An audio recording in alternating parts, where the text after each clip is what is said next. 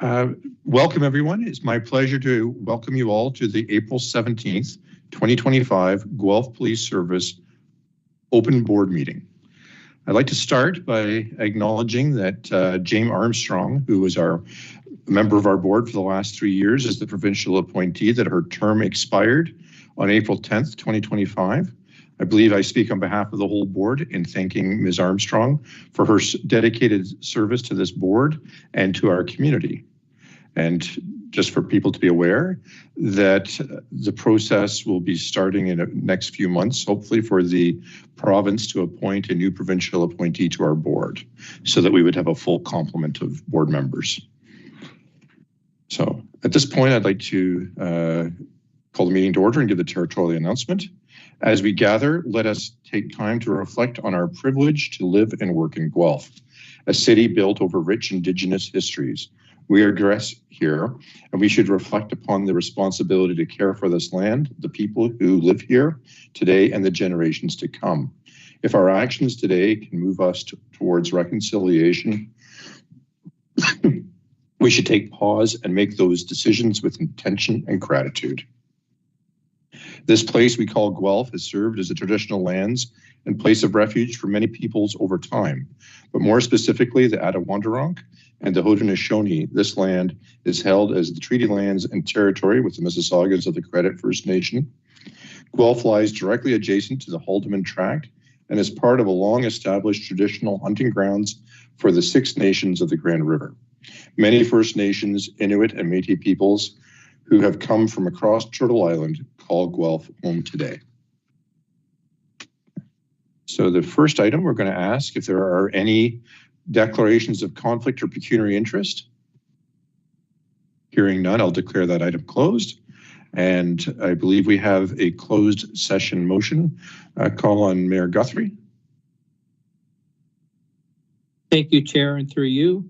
Moved by myself, seconded by Councillor Alt, that in the amount of $5,000 be donated to the Guelph Neighborhood Support Coalition, specifically for their summer camp program, and that $500 be given to Michael House, specifically for their upcoming golf tournament, and that money come from the community account. Okay, are we all in favor? All those in favor, sorry? Opposed? I declare that item carried. Thank you. Our next item is to approve. I need a mover and a seconder to approve the agenda. Moved by Councillor Alt, seconded by Mr. Sharma. All in favor? Opposed? Carried. Okay, now we need a mover and a seconder to approve the consent agenda. But before we do that, if any member would like to take an item out of the consent agenda and have it for discussion, we can do that prior to passing. So is there a mover and a seconder for the consent agenda? Mr. Sharma, Councillor Alt, all in favor? Thank you. I'll declare that item passed. I think you're a little premature with your balloons there, Councillor Alt. But we do appreciate your enthusiasm. I have no idea why that happens. Well, we appreciate your enthusiasm. Okay. Okay, next item on our agenda is the Human Resources Strategies Annual Report. Call on Chief Kobe to lead our discussion. Sure, thank you very much, Mr. Chair.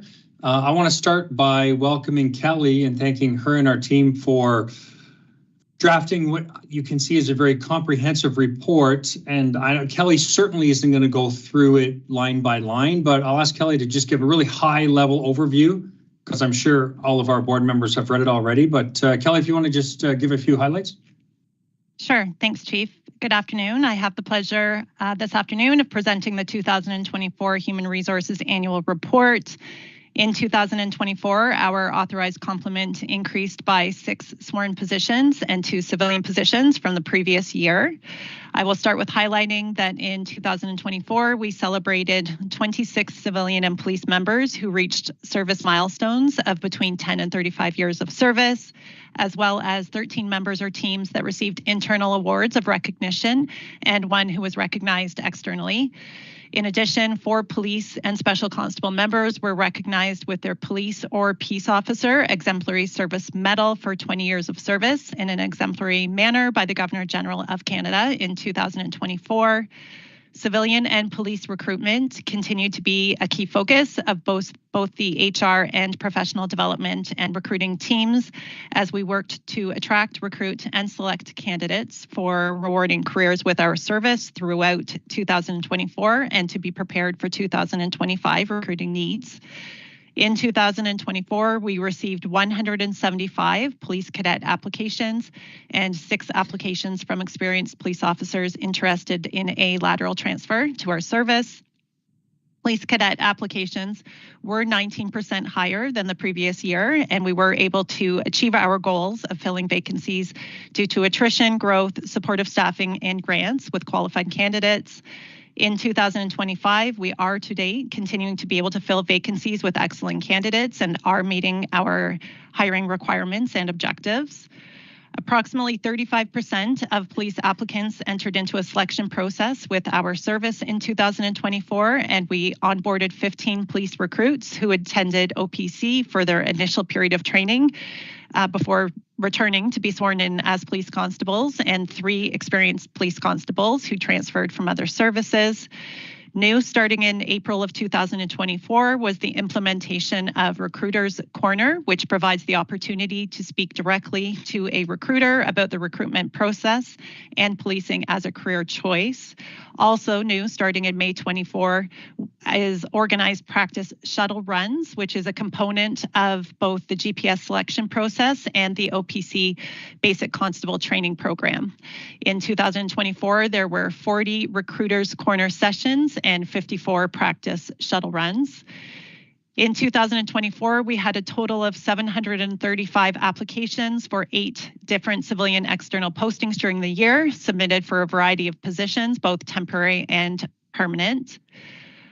Social media continued to be a key strategy used to promote employment at our service in 2024. This included creating and posting graphics for all civilian job postings for police positions, as well as to promote outreach programs such as the Youth in Policing Initiative. In addition, our media unit also used social media accounts during the year to give exposure to employment at GPS by highlighting the work done by our officers and civilians, advertising opportunities to learn more about GPS, such as through our open house and through promotion of GPS participation in cultural and community events. An ongoing focus on member skill and career development continued in 2024. Some of the career and professional development highlights in 2024 include 2 police and 1 civilian internal promotion and the rollout of significant changes to the police promotional process that will result in a promotional pool to fill future vacancies in the ranks of sergeant, staff sergeant, and inspector. A few examples of leadership training in the year included a Guelph Police Service Supervisor Training Day and Acting Sergeant Training, completion of the OACP Rotman's Police Leadership Program by 2 members of the service, Communications Supervisor Course, Frontline Supervisor Course, Women in Leadership, and attendance at an OACP Leadership Forum. Equity, diversity, and inclusion continue to be common themes of the work that PDRU and HR have been involved in. Our Equity, Diversity, and Inclusion Committee, which includes approximately 20 members from across the organization, including 3 members who sit on a provincial OACP EDI Network Committee, continued their important work in 2024 that fosters workplace belonging and inclusiveness. In 2024, cross-cultural training resources were increased for our members, and the committee participated in conferences, training courses, and various cultural celebrations. 2024 was the second full year since the 2022 launch of a Women's Internal Support Network. Accomplishments for this committee in 2024 include a Partner with Purpose program, which partners newcomers to Canada with a volunteer officer or civilian to help them to develop better understanding of police in the community. Various fundraising events were held that provided engagement within the service amongst members and raised money for community programs. The WISN partnered with our recruiting unit to host a successful women's symposium in 2024, and the WISN organized and hosted a guest presentation with the Deputy Chief from London Police Service, who in 2024 became the highest ranking Black female officer in Canadian policing history. Further, the WISN developed and piloted a mentorship program at the Guelph Police Service, providing opportunities for career development support to female members of our service. Guelph Police continues to be committed to member health and safety and safeguarding to provide resources, supports, programs, and continued education and wellness initiatives to support member health, safety, and well-being. In 2024, the service rolled out a pilot wellness check program, which involves members meeting with a psychologist for a confidential 50-minute session. The sessions are intended to introduce officers to psychological health supports, encourage future engagement, and to reduce stigma. In 2024, the dedicated peer support team continued their work to provide peer-based and led support to our members, both police and civilian, who attend or have exposure to difficult calls for service. In 2024, this team made 121 police member and 55 civilian member contacts and hosted 3 formal critical incident debriefs during the year. Skill development was a focus of this committee, with members attending an applied suicide intervention skills workshop and with participation in the orientation process of our new hires. Health and safety of our members is a top priority at the service, with training and education, reviewing and improving health and safety policies and processes, assessing risks and prevention being areas of focus. In 2024, there were 39 reportable injuries, as well as 18 first aid reports for a variety of reasons that our first responders are at risk for based on the nature of their positions, including exposures to infectious disease, physical and mental stress injuries. The average monthly number of police accommodations in 2024 was 12, and in 2024, our CSOC unit was implemented at Guelph Police Service, which is highlighted as it has provided meaningful and productive work opportunity for police officers who are supported with accommodation for a variety of reasons. In 2024, the overall attrition rate was 2.3%, approximately half of the 2023 rate. Of the 8 members that make up this rate, half were due to forecasted retirements. It is expected that over the next 5-year period, we could see 12 civilian and 44 police retirements, in addition to any resignations, which the senior leadership team continues to strategize to manage these anticipated gaps. More details regarding 2024 can be found in the report, including participation rates and year-over-year changes in the appendix. In 2025, HR goals include ongoing work with employee wellness and supports, skills development, performance management, succession planning, attracting and retaining employees, and employee engagement. And we look forward to reporting back on progress in these and other areas next year. Do you have any questions? Thank you so much, Kelly. I think anyone, through you, Mr. Chair, any member of our board who reads the report can see how busy of a year it was for Kelly and her team. So thank you so much for that. And with that, Mr. Chair, we welcome any specific questions. And the report speaks for itself in many respects. Okay. Are there any questions or comments arising from this presentation? No. Hearing none, thank you, Ms. McEwen. I'd like to thank you very much for the hard work of yourself and your team in putting this together. It's a very detailed, high-level overview of what the organization has been up to and the challenge you're facing. So thank you very much for sharing that with the board. Thank you. Okay. Our next item is the Chief's monthly update. Chief Kobe. Thank you, Mr. Chair. I'm going to invite Mel Staff Sergeant Melanie Clark to turn on your camera now. And so we had a lot of talk in the last several months, and we committed to the board that we would give quarterly updates in relation to the work being done to support victims and survivors of human trafficking and intimate partner violence. So having completed the first quarter, I wanted to give Mel a chance to update the board with some of the details of that work. The floor is yours, Mel. Thank you, Chief, and thank you, Board, for having me yet again.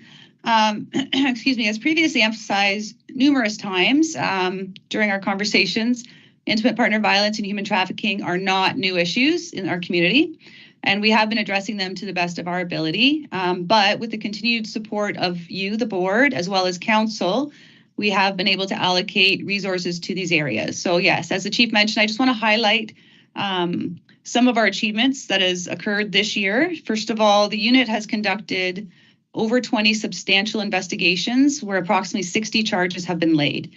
Many of these charges are very serious charges, such as forcible confinement, assault, sexual assaults, assault with weapons, strangulation, etc., just to name a few. And what's really important to note is because of the added resources, we are able to do a more fulsome investigation. So we're ensuring that all the evidence is collected, the interviews are done appropriately, all of the interviews, and we're able to pull those charges as we seem fit. But also, not only that, we're also able to focus on the victim and ensuring that all of the resources to support her or him are allocated, as well as the ongoing support of that victim. So the unit's also always available for our frontline and often assist our frontline with investigations with regards to intimate partner violence and human trafficking. Our high-risk compliance checks have increased. We have been able to do a lot of these checks, which in a perfect world, everyone is compliant, but we don't live in a perfect world. So just to give you a couple of examples of some successful ones, we had a male relocate from, I believe, the East Coast to our community. He was a high-risk offender. We did a compliance check. He was breaching because he was living with children and he was not supposed to be. So we were able to arrest him and protect those children. Another one was one that's very common when we'll do a curfew check. So we'll go there after curfew. They aren't there, and we're able to arrest them on that curfew breach. So again, very successful in these compliance checks with the high risk. We've had direct contact with many human trafficking and sex trade workers and human trafficking victims. And we're doing this by completing proactive dates and really focusing on our intimate partner violence reports to ensure that if there's any indication of human trafficking, that our unit reaches out to that female to ensure that we have made that contact. So currently, as of right now, we are directly in contact with approximately 20 females with regards to human trafficking. Another really interesting thing that is occurring is other police services are becoming aware that we have active investigation unit with regards to human trafficking. And because of that, there's a lot more information sharing, a lot more collaboration. We recently had Peel Human Trafficking Unit reach directly to our human trafficking unit to let us know that a victim was relocating to Guelph. As a result, we were able to immediately reach out to her and set up the appropriate resources in our community and safety plan, et cetera. Yesterday, we had Brantford reach out to us because they also heard that we have a human trafficking unit because they're interested in how we did that. So my hope is that because of all the other services hearing about it, that also victims are hearing about it and offenders are hearing about it. We have worked with about 50 community agencies since January with regards to, again, just information sharing and collaboration. So CMHA, Women in Crisis, Guelph General Hospital, Housing, Probation and Parole, Wyndham House, et cetera. So without these added resources, we would not be able to focus on those relationships as much as we are now. We've been involved in numerous community outreach events, which have touched, I would say, approximately 200 members of our community directly with the educational piece on human trafficking and intimate partner violence. So we've done, just to give you examples, we've sat on a human trafficking awareness panel that was hosted by Women in Crisis. We have presented with Women in Crisis and Victim Services to the Indian Cultural Group of Guelph. We have hosted another information session here for intimate partner violence. We had done one for human trafficking in the past. We also sat on an intimate partner violence panel for Together We Can. That was hosted by the Indo-Canadian Education Science Cultural Organization. And also another thing that we are able to really focus on is our high-risk intimate violence coordinator. So Constable MacArthur, and she's able to really focus on her job now because of the added resources. So she, on approximately 40 occasions, has been able to collaborate with various community agencies and provide support, provide safety planning, sharing of information on a more consistent basis. So just some other highlights that we are working on. A spring project, we are looking to focus on the hotels in Guelph. We were originally planning on bringing them here, but we feel it's going to be more efficient if we go directly to the hotel and sit down with all of the staff members, as many as we can, at each hotel to educate them on human trafficking and what the red flags are, etc.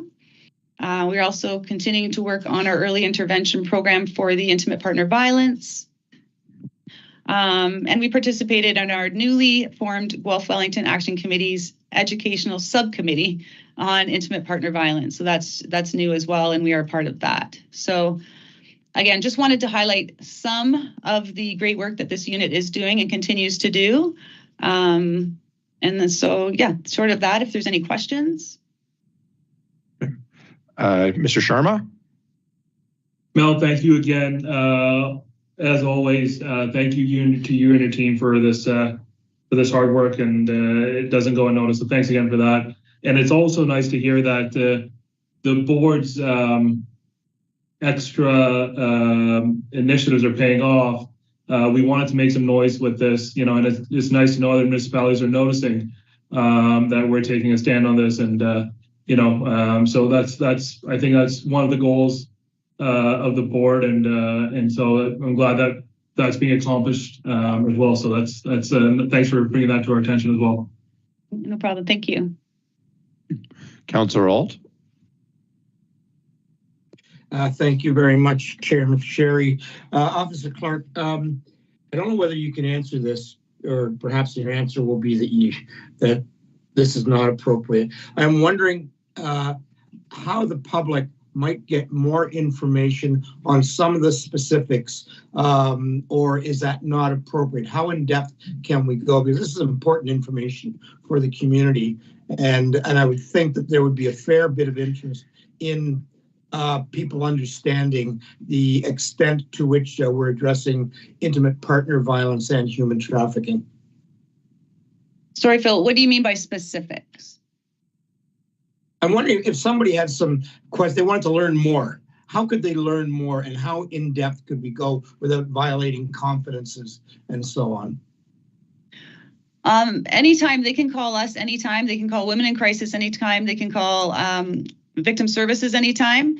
We can discuss and give details on not specific cases, but really on what human trafficking is. As deep as people want to go, right? And we also have information sessions. If anybody wants, there's a community link on our website.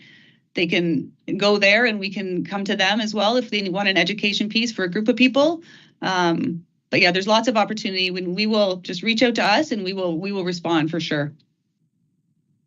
Thank you. And I presume that would be to you directly? Yeah, you can do it to me directly for sure. Sergeant James Graham is the sergeant of the Human Trafficking IPV unit. And again, there's also a community link on our website that I also monitor, that we can set something up as well. Thank you very much. Any other questions or comments? Mr. Chair, it's Mayor Guthrie. I just wonder if I can make a comment. By all means, please do. Thank you. I'm sorry my camera is off, but I just want to verbally say a massive thank you to the entire people working on this. It's been phenomenal, and our city deserves it, and our city thanks you very, very much. That's all. Thank you. Thank you, Mayor. Thank you. Yes, and I'd just like to say on behalf of the board that we're very pleased that the role that all levels in the city have played in this, there's been leadership at City Council, and there's been leadership here at the board, and there's definitely strong leadership from this in senior leadership and yourself and your team. And I think that overall the city is being very well served by everybody stepping up to the plate and doing what they should in this situation. So thank you very much. Thank you, Chair. Thank you. And through you, Mr. Chair, it's only appropriate for us to acknowledge the board and the council's support. We've said from the very beginning of our discussions many months ago that we want our service in our city to become the standard, to lead by example in making sure victims and survivors have the greatest support possible, but also offenders need to know that they will be held accountable if they commit these types of crimes in the city of Guelph.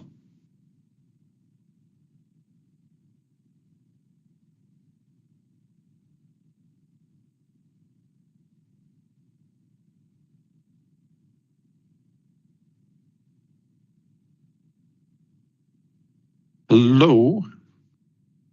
Can you hear us? We can hear you now. Yeah, I don't know what happened there. My Leap just started making a phone call on me. I don't know.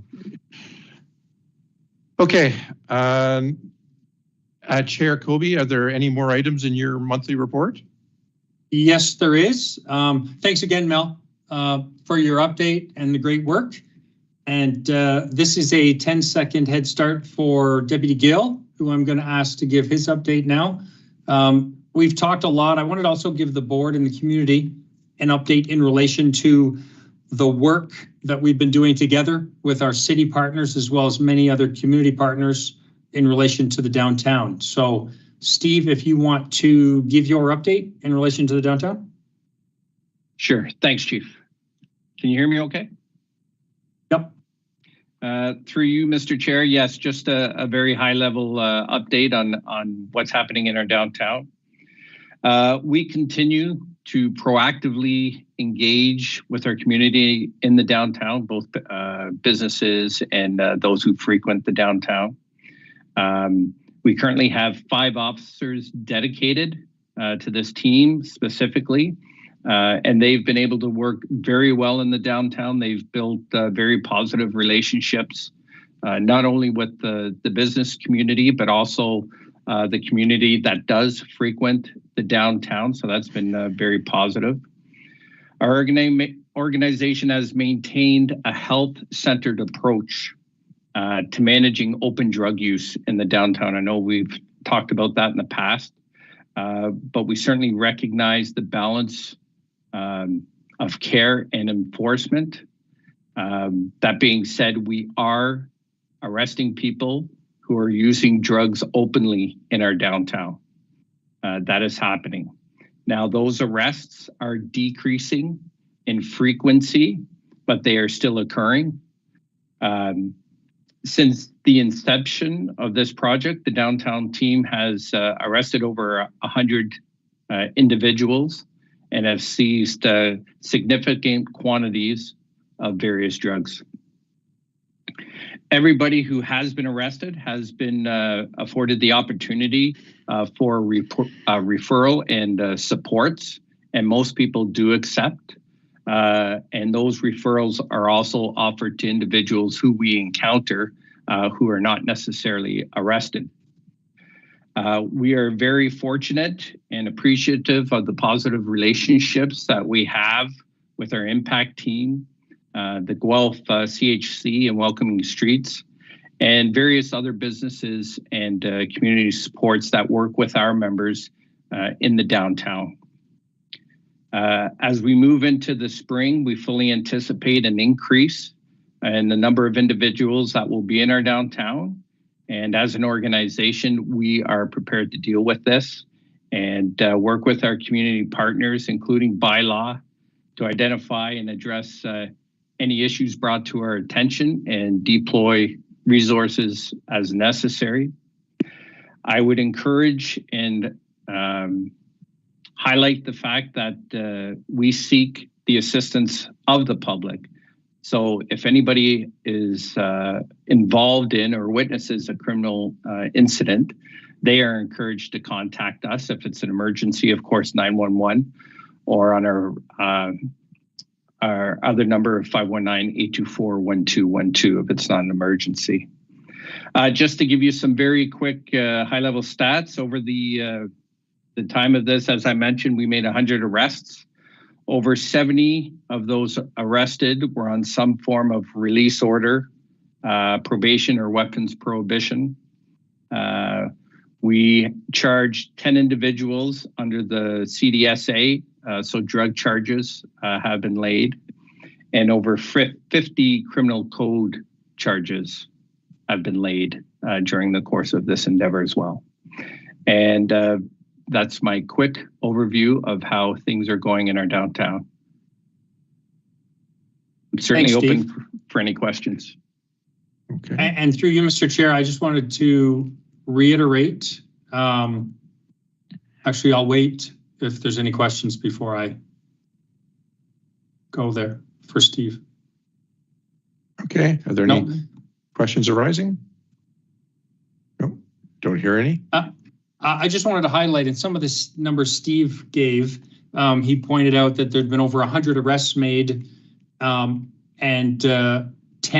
approximately 10 controlled drugs and substance act charges. So that kind of points to the notion that certainly the majority of arrests lead to supportive referrals to other agencies to get people support and assistance when they can. As well, our members are often the catalyst for that support, even when arrests are not necessarily made.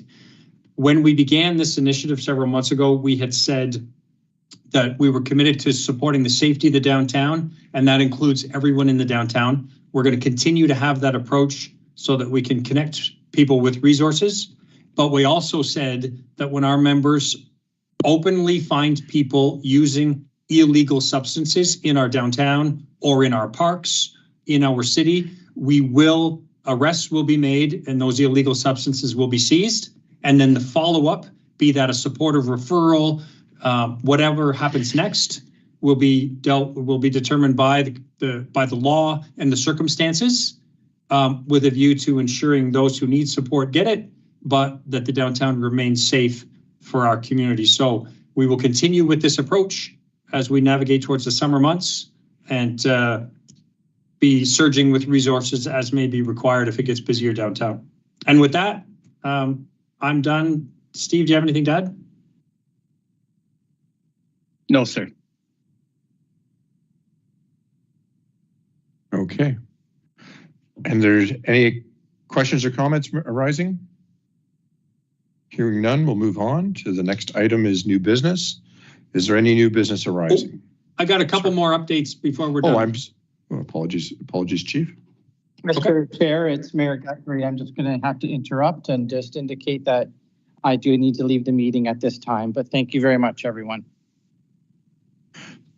Thank you, Mayor Guthrie. So I wanted to take a moment. This is National Public Safety Telecommunicators Week, and I wanted to take an opportunity to make sure that we recognize and thank our communicators and our dispatchers, to give our community some idea, some perspective of the amount of work that our communicators do each day. Last year, they answered more than 120,000 calls from the community, including nearly 41,000 emergency 911 calls.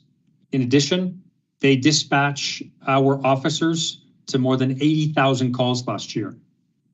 As a public safety answering point, our communicators not only answer calls for the police, but also emergency calls for Guelph Fire and Guelph Wellington Paramedic Service.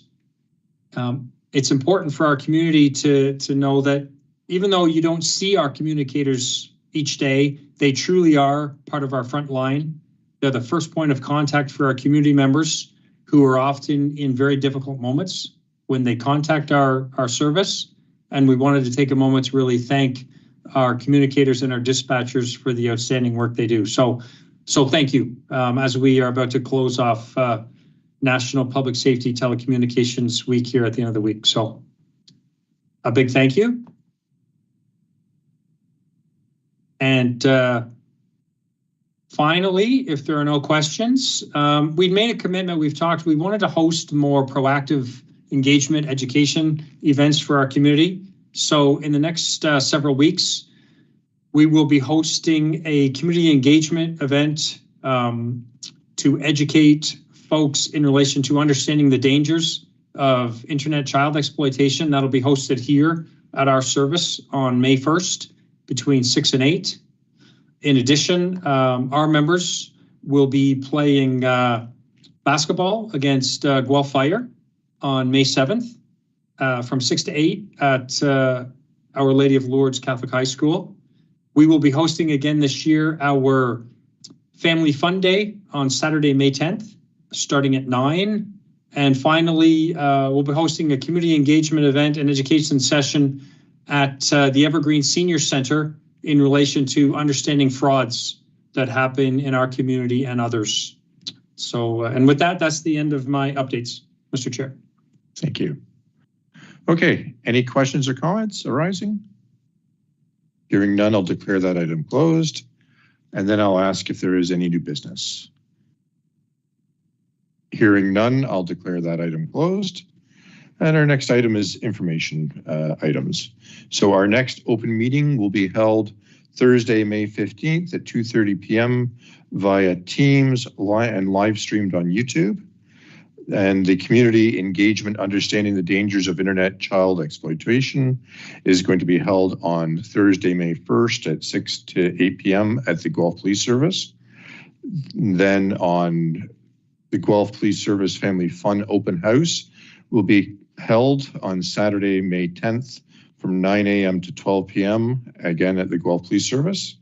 And we have the community engagement understanding frauds in our community, which is going to be held on Tuesday, May 13th from 1 o'clock to 3 o'clock in the afternoon at the Evergreen Senior Center. And finally, I ask for a motion to adjourn.